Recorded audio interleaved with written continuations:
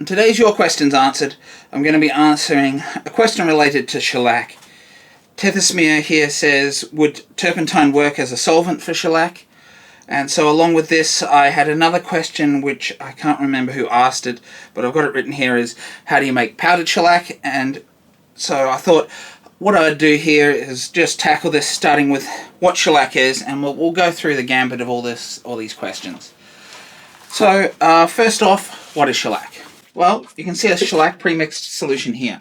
What is this?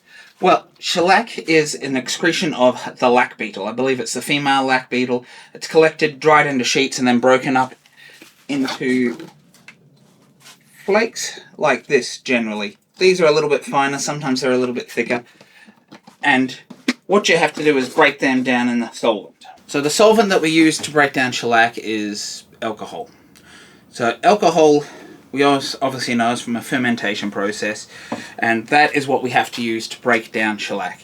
Now, when you're looking for alcohol, whether it's denatured alcohol, methylated spirits, something like that, you want to try and look for what's called industrial strength methylated spirits or denatured alcohol, which has 0% water. You can get away with using ones that have got 5 or 6% water, but all that does is slow down the drying process, the flashing off process, and is not as good. So if you can get that, find that, get that, it's going to work better. Let's look at what terps is. So when it comes to turpentine, we have two different types. You've got pure gum turpentine, which is made from the roots of pine trees, I believe, and then you've got what you see a lot of the time, mineral turpentine.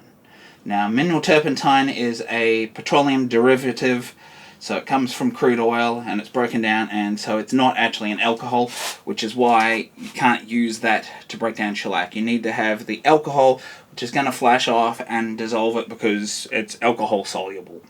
And that's why we have to use alcohol and we can't use terps. There are various different types of shellacs. I already showed you the flakes of this one, which is in this, it's an orangey colour. These are very fine flakes. This one breaks down fairly quickly in these fine flakes.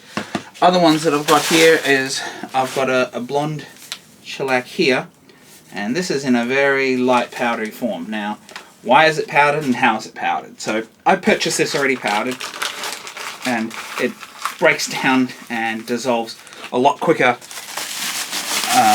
when it's in that form. So you can take flakes such as this, which you've seen here, and you can put them in, say, an electric coffee grinder or something like that, and you can blitz them down, use it just for your shellac, and you can actually powder it by doing that. You could probably even put it in some sort of a blender or whatnot, but I have heard people powder their own shellac like that by putting it in there.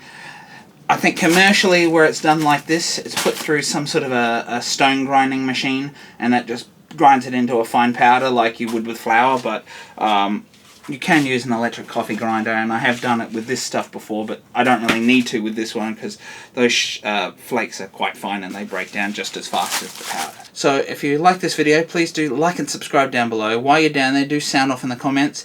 Is there anything that I missed here related to these couple of topics that you think I should have included? Or have you got any other questions about shellac? Do leave them down below.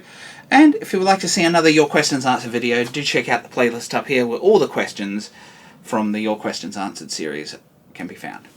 Bye for now.